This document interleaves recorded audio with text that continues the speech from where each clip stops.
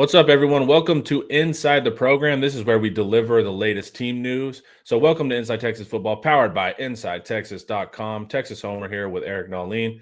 He's going to give us the goods after talking to some sources within the team. Now, this is what's going to be interesting, Eric. We have Kentucky that we need to stay focused on, but of course, right now we got A&M, we got the conference championship and the playoff race. What is the team doing to not give into human nature here and basically overlook Kentucky, who has played some good teams close?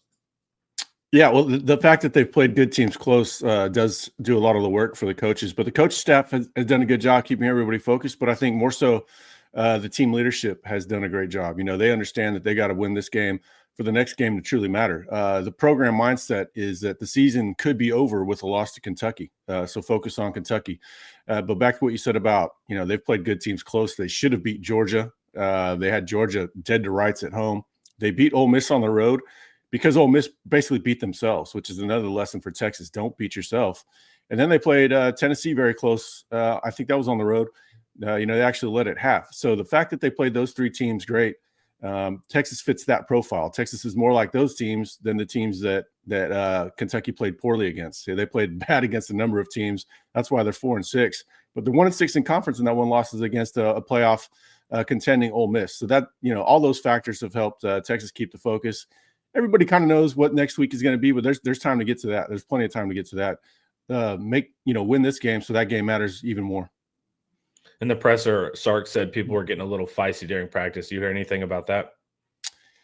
Yeah, I mean, it's, I think it's partially that time of year, but partially they're really excited about this game. Kentucky comes with a real SEC team. Maybe their record isn't quite like what they would have hoped, but they've got a good defensive line. They've got some playmakers.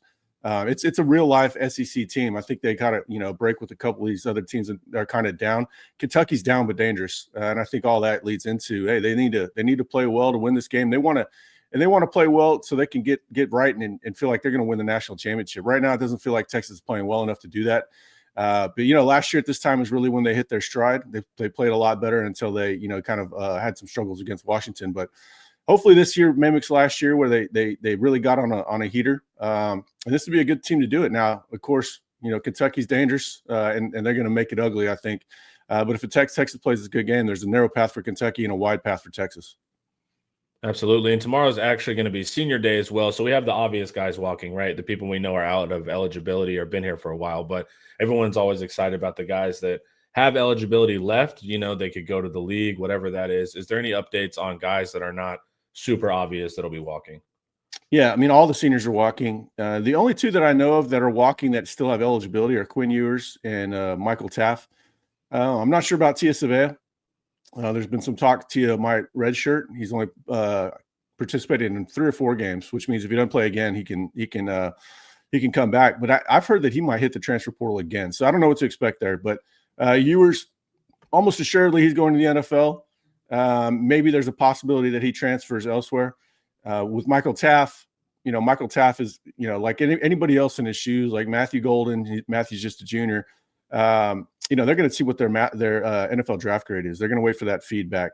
And if he gets a good draft grade, there's a chance that he leaves. If it's not what he's looking for, then it's likely he'll be back. But he'll walk regardless because he is a senior. Ewers is a senior. Other than that, I'm not sure of any guys that are walking that could come back. Okay. So then you also talked about scout team, right? We rarely get to discuss scout team. And you talked a little bit in your article about how it's tough to evaluate the bigger guys on the line there, but some other positions are far more clear. But we've had some guys that are a guy that's rising through the ranks from scout team and now actually getting into some real snaps. So what's the latest on that player? Yeah, I mean, I got on that tangent because somebody asked me how Daniel Cruz is doing. They're asking about the offensive line for 2025. Daniel Cruz is a talented selection or commitment in the 2024 class. He's destined for center. So I was asking about him, and the source said, man, it's just really tough to know because he's going up against like Alfred Collins and Vernon Broughton and Jermaine Lole, and he's a true freshman. He said the real barometer on scout team is when the skill guys are going against each other, because then it's just, you're matching up athleticism. Either you're fast or you're not. Either you can make a play or not. Now, sure, they're going to have some skill deficiencies against like a guy like Jahdae Barron or Malik Muhammad. But when you're fast and can make plays like Aaron Butler, the player that was mentioned, it's going to stand out. And really, Aaron Butler's starting to make a name for himself. We've mentioned him a few times. At times this year, he's been the scout team quarterback whenever Texas would face a athletic dual threat quarterback. Michigan had one, even though that guy's a lot bigger. Mississippi State had one. So he would play scout team. But for the most part, he's outside receiver, and he's made a lot of plays, man. He's fast, and they've actually elevated him to the regular team. Part of that might be due to DeAndre Moore. But, he's looking like the real deal. Is he going to be a contributor next year? Maybe so. Is he going to be a starter next year? Likely not. But he's got a bright future if he sticks with it and continues to refine his skill and continue to learn how to diagnose what the DBs are trying to do to him. Yeah, and I might be incorrect, but I think it was Overtime on YouTube that does a mini documentary on Butler at the end of last year, and I was actually impressed with his work ethic. And he joined us late in the cycle, so we weren't super aware of him, but yeah, he has some intangibles as well as tangibles. So I'm actually excited to hear that, and was kind of wondering why we hadn't heard any of that. But before we keep going on the wide receiver room, because we do have some notes there, like you said, with more, let's hear a word from Andre the Lawyer. This video is brought to you by Andre the Lawyer. If you're injured, trust the team that secured millions for their clients and helped thousands of Texans with their injury case. Car wrecks, slip and falls, 18-wheeler accidents, on-the-job injuries, and wrongful deaths. Don't let insurance tell you what your claim is worth. Hire Andre the Lawyer to fight for you. Principal office is in Dallas, but they serve Texans throughout the state. So don't wait and call Andre the Lawyer today at 214-444-8808. That's 214-444-8808. The contact information is in the description. All right, so we've got DeAndre Moore, like we said, dealing with some potential injury stuff, so we don't know how many reps he's going to get. So that's going to affect the rotation. So what's kind of the latest in the wide receiver room, given that news? Yeah, it's kamikaze time. I think we'll see a lot of Silas Bolden, the maniac.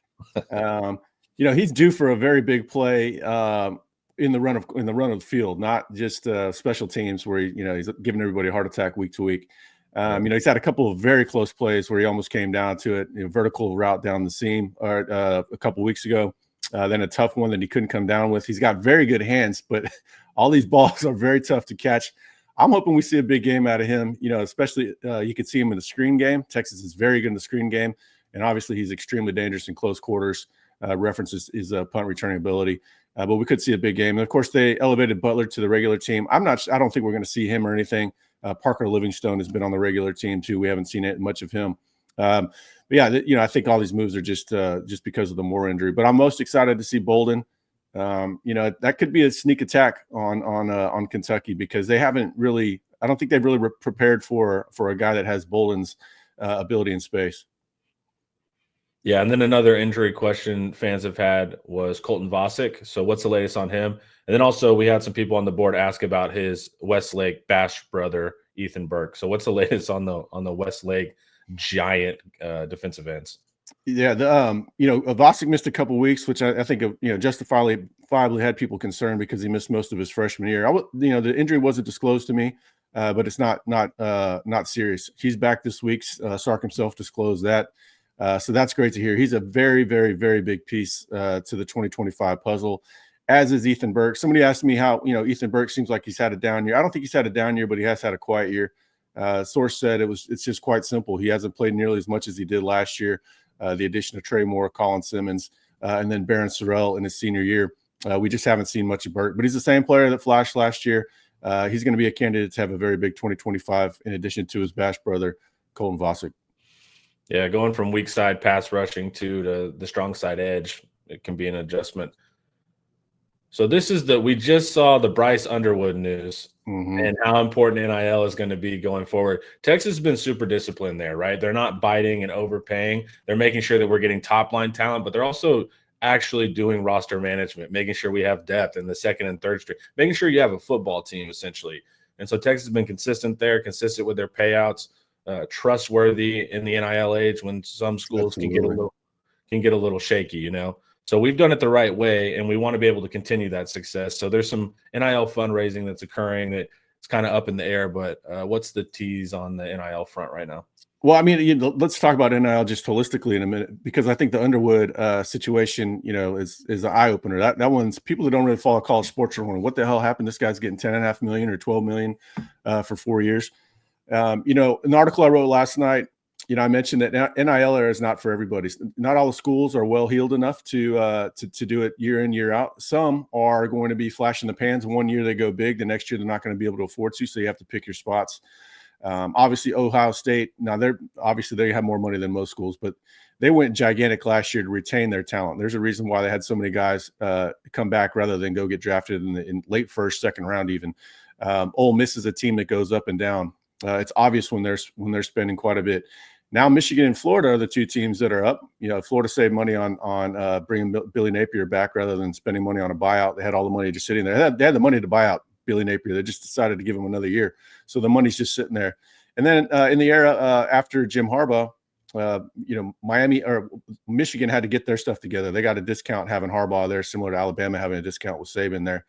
And now, they can't miss the future. They can't miss the in-state player. So they went all out. There's nothing LSU could do. I don't feel bad for LSU, but I almost feel sympathy for them just because of the situation. It's out of their hands, out of their control. Nobody's going to turn down that amount of money. I think he's 17 years old, 18 years old. Nobody's going to turn that down. The kid's set for life the second he agreed to that. So that's the issue. So Texas is not going to get itself into a situation like that because they're practical year in, year out. They don't want the flash in the pan year. They go big one year. They don't have any money the next year. They want to spread it out across the entire roster as much as they can. They want to increase the baseline talent throughout the roster because that not only does that help your depth, but it helps competition within practice, and that makes everybody else better. There are going to be times where they pick their spots on somebody that they absolutely have to have. But in the past, they've been sort of like Ohio State this past year when they focus on retainment above all else. And that is going to be the name of the game for this offseason. There's going to be some hairy situations. We've seen it in the past with Xavier Worthy, Jahdae Barron, where they had to retain them. There's going to be a couple this year where fans are going to be on pins and needles unless Texas can just nip it in the bud behind the scenes. Last night, there was a fundraiser that's going to determine, how well the class finishes and how well they're able to retain people this next offseason. Ooh. Hell of a tease, Eric.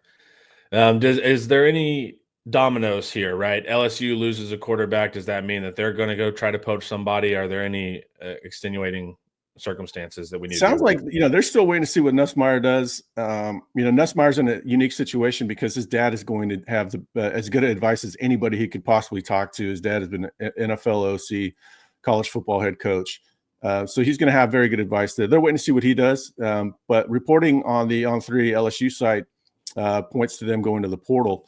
I don't think it's going to affect Texas. There's been teams that have come after KJ Lacey throughout the cycle. Auburn, namely Auburn.